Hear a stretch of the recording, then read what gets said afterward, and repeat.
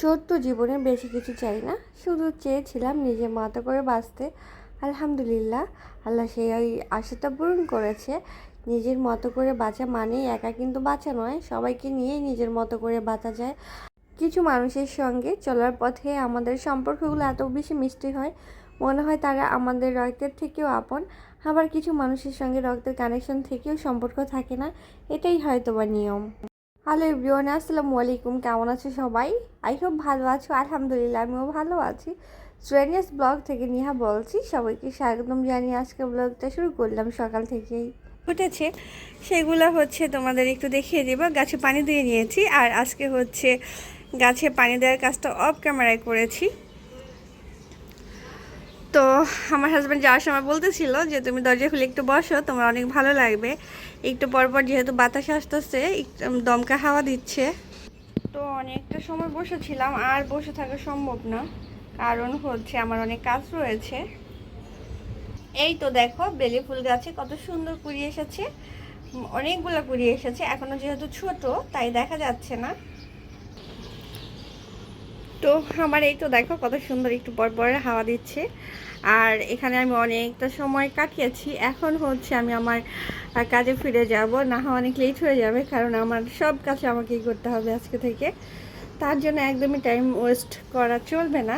অনেক দিন পরে নয়নতারা ফুটেছে, অনেক দিন পরে বলতে গ্রাম থেকে আসার পর এই তো গতকালকে ফুটেছিল আর আজকে, কারণ সবগুলো কুড়ি নষ্ট হয়ে গেছিলো যেহেতু আলো ছাড়া ছিল, ঘরের মতো বড় হয়েছে।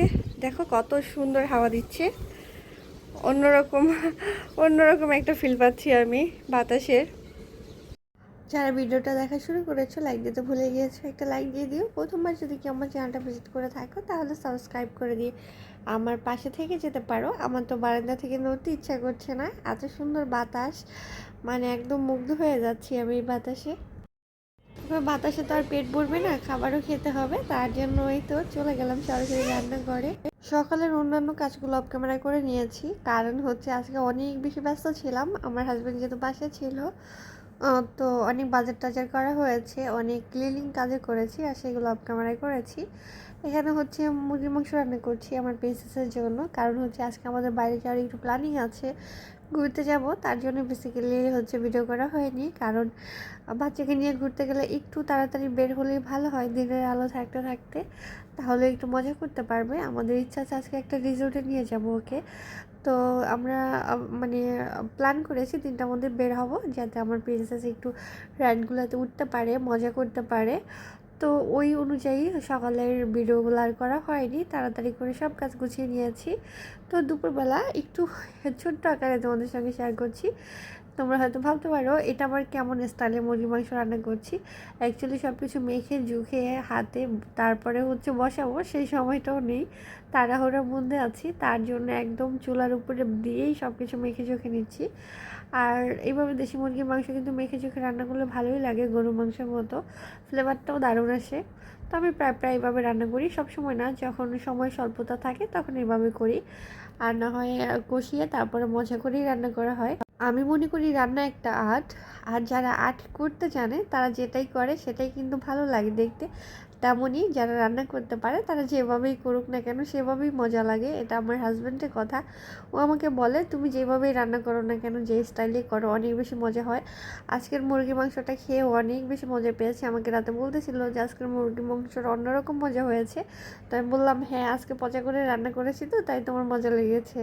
আমার এই রান্নাঘরের মানে এই জায়গাগুলো বলতে হচ্ছে পুরো রান্নাঘরটা গুছাবো। আমার যেই অর্গানাইজারটা আছে কিচেনের, এটাকে এখন একটু চেঞ্জ করে দিব আর কি। পটগুলো ডিব্বাগুলো সব হচ্ছে একটু মুছে টুছে দিব, এই সাইডটাও হচ্ছে ক্লিন করবো। মোটামুটি রান্নাবান্না শেষ হয়ে গেছে, আর এখন হচ্ছে এই তো রান্নাঘরটা ক্লিন করার পালা। তো ভাবলাম সব কিছুই একটু গুছগাছ করে ফেলি। আর শুধু ডিম সিদ্ধ হচ্ছে এখানে আমার প্রিন্সেসের জন্য। তো আজকে হচ্ছে ডিম খাইনি, তাই একটা ডিম সিদ্ধ দিলাম। সে নিজে থেকে কখনোই খেতে চায় না, যদি না আমি জোর করে দিই তাকে। তো আমি হচ্ছে সব কৌটোগুলো নামিয়ে নিচ্ছি, এগুলো হচ্ছে ক্লিন করব, তারপরে হচ্ছে সেলফটা একটু ঘুরিয়ে বসাবো। অনেক দিন ধরে একইভাবে আছে, আসলে রান্নাঘরটা যদি একটু মানে চেঞ্জ করে অর্গানাইজ করা যায় তাহলে কিন্তু দেখতেও ভালো লাগে। তো আমি ভেবেছি আজকে হচ্ছে আমার এই অর্গানাইজারটা আমি উল্টে দেব, কারণ অনেক দিন ধরে এই একইভাবে আছে। তবে যদিও কৌটোগুলো ময়লা হয়নি, আমি যখন মানে রান্না করি তখনই হচ্ছে সঙ্গে সঙ্গে মুছে রাখি। দু একটা যদি একটু বেশি তেল চিটচিটে হয় ওটা আলাদা করে ধুয়ে দিই। যে সবগুলো একসাথে কবে ময়লা হবে, কবে ধুবো, ওই আশায় কখনোই থাকা হয় না। তো ওই জায়গা থেকে দেখা যায় মোটামুটি সব কিছু ক্লিন আছে। শুধু অর্গানাইজারটা একটু পরিষ্কার করতে হবে, কারণ তোমরা দেখতেই পাচ্ছ এখানে একদম দাগ বসে গেছে। তো এটাকে আমি একটু ডিটারজেন্ট দিয়ে দেন ভিজিয়ে একদম শুকনো করে মুছে নেব, কারণ ভেজা রাখা যাবে না। আর মোছার পরে দেখো কতটা ক্লিন লাগছে এটাকে দেখতে। এটা যেহেতু একদম চুলার পাশেই থাকে, সো এটা কিন্তু তেল চিটচিটে ভাব অনেক বেশি হয়ে যায়। আর এই তো আমি দেখো সব কিছু গুছিয়ে নিয়েছি, অফ ক্যামেরায় করে নিয়েছি। এটা আসলে গুছানো কিছুই নেই, জাস্ট কৌটাগুলো উঠিয়ে রেখে দিয়েছি। আর আমার ওয়েল জারটা পাশে রাখলাম, আগে কিন্তু উল্টানো ছিল, মানে নিচে ছিল, আর এখন এটা হচ্ছে মাঝখানে পড়েছে। তো এই তো একটু উলট পালট করে বসালে কিন্তু ভালোই লাগে দেখতে। দেখো আমার অর্গানাইজারটা আজকে কিন্তু সুন্দর লাগছে অন্যরকম, তাই না? তো মাঝে মধ্যে আমি এরকম চেঞ্জ করে দেই জিনিসপত্র, দেখতে একটু নতুনত্ব আসে, আবার নিজের কাছেও ভালো লাগে। আমার রান্নাঘরটা খুবই ছোট, আর এই ছোট জায়গায় আসলে এর থেকে বড় কোনো অর্গানাইজার সেট করার পসিবল না। তো ভেবেছি ছোট্ট একটা কিউট একটা কিছু আনবো রান্নাঘরের জন্য পরে। এটা হচ্ছে একটা সেন্টের বোতল আমার হাজব্যান্ডের, তো ওর সেন্টটা হচ্ছে বের করে অনেকটা কৌটা রাখা হয়েছে, কারণ হচ্ছে সেন্টের যে মাথাটা থাকে ওটা চাপ দিলে না পুষে কাজ করছিল না। তো আমি আর এটা ফেলিনি, ভাবলাম এটা কাজে লাগিয়ে ফেলি। তো এটাকে ধুয়ে দেখো আমার এই গাছটা রেখেছি কত সুন্দর লাগতেছে, একদম সুন্দর একটা ফ্লাওয়ার বাস হয়ে গেছে, এখন দেখতেও কিউট লাগতেছে। আর এই ফ্লাওয়ারটা এখন আগের থেকে গর্জিয়াস লাগতেছে, তাই না? এই মানে এই বাসটার কারণে রাখার জন্য। আর সবচেয়ে বড় কথা হচ্ছে এই সেন্টার বোতলটা এই গাছটার জন্য একদম পারফেক্ট হয়েছে, এটার লুকটাও কত সুন্দর আসতেছে। তো এরকম কিন্তু অনেক জিনিসই আছে যেগুলো আমাদের ঘরে লাগে না, আমরা চাইলে অর্গানাইজ করতে পারি। এই তো দেখতে পাচ্ছ ওয়েল জার, এটাও অর্গানাইজ করবো আমি রেখে দিয়েছি। আর এটা হচ্ছে একটা আচারের বোম, এটাকে ক্লিন করব, তার জন্য এখানে আছে। তো মোটামুটি রান্নাঘরটা ক্লিন করে নিয়েছি, সব কিছু গুছিয়ে নিয়েছি। আর এই তো আমার এই সাইডটাও একটু তোমাদের দেখিয়ে দিলাম। অ্যাকচুয়ালি সূর্যের আলো আছে, আর তার জন্য ভিডিওগুলো দেখতে সুন্দর লাগতেছে না, যেহেতু আলো অপোজিট থেকে আসতেছে তাই একটু ঘোলা ঘোলা লাগতেছে। তো মোটামুটি সব গুছানো থাকলে কিন্তু আমার নিজের কাছে অনেক বেশি শান্তি লাগে, আর তখন আরাম করে আমার টিভি দেখতে ভালো লাগে। সত্যি কথা যেটা, আমি তো মাঝে মাঝে আপুদের ভিডিও অন রেখে টিভি দেখি। যাই হোক, আজকে হচ্ছে আমাদের গেস্ট আসার কথা ছিল, আর অলরেডি কিন্তু তারা চলেও এসেছে। গেস্ট বলতে আমার আগের বাসার বাড়িওয়ালা ভাবি, মানে আমি আপু ডাকি আর কি।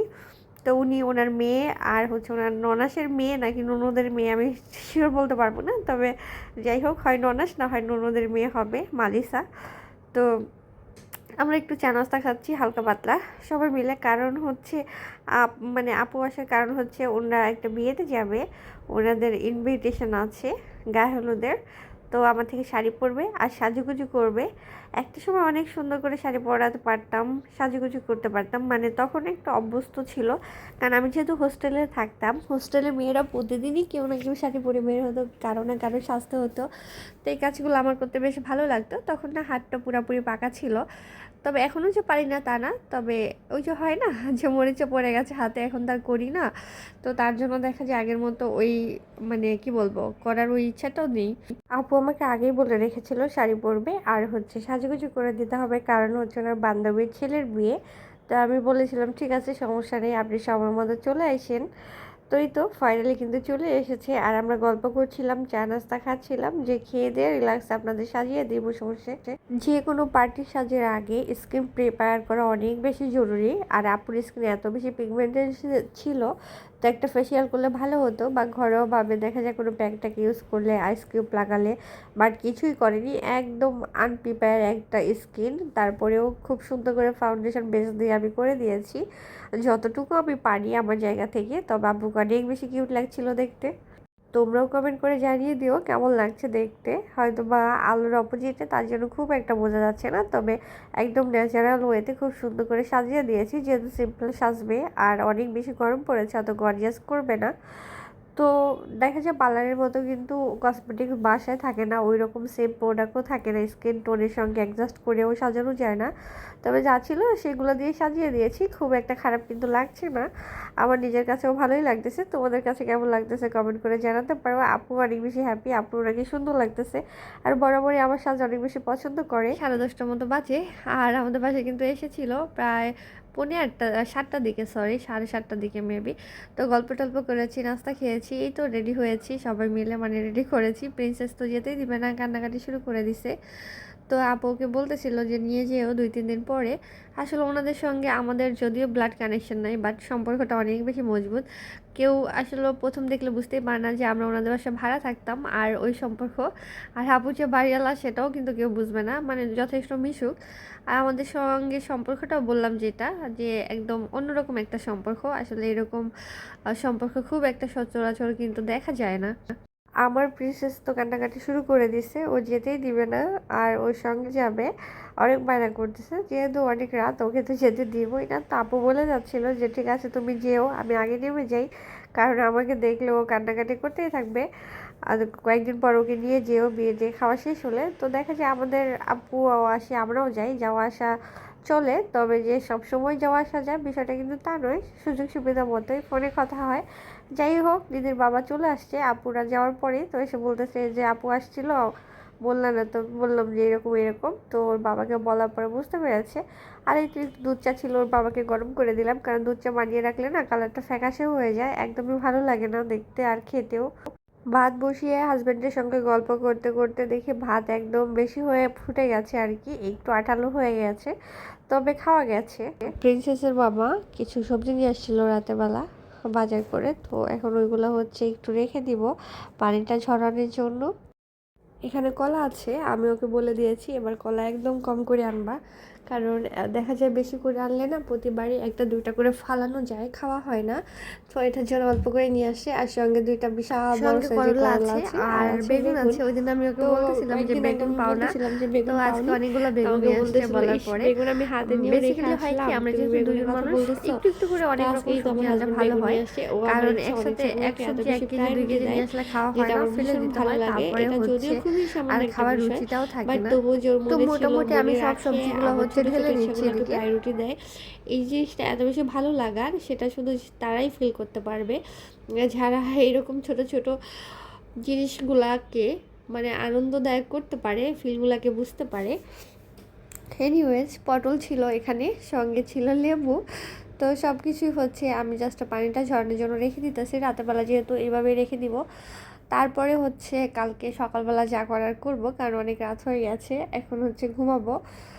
তো সঙ্গে কিছু কাঁচামরিচও আছে, ভাবলাম এটাকেও ঢেলে রাখি, কারণ কাঁচামরিচ অনেক বেশি পচে যায় এভাবে রেখে দিলে। তো এটাকে হচ্ছে বোটা ফেলে তারপরে হচ্ছে রেখে দিব। কিছু ডিম ছিল, তো আমি ভাবলাম ডিমগুলোকে বের করে ধুয়ে নিই, কারণ না ধুয়ে তো ডিম ফ্রিজে রাখা হয় না।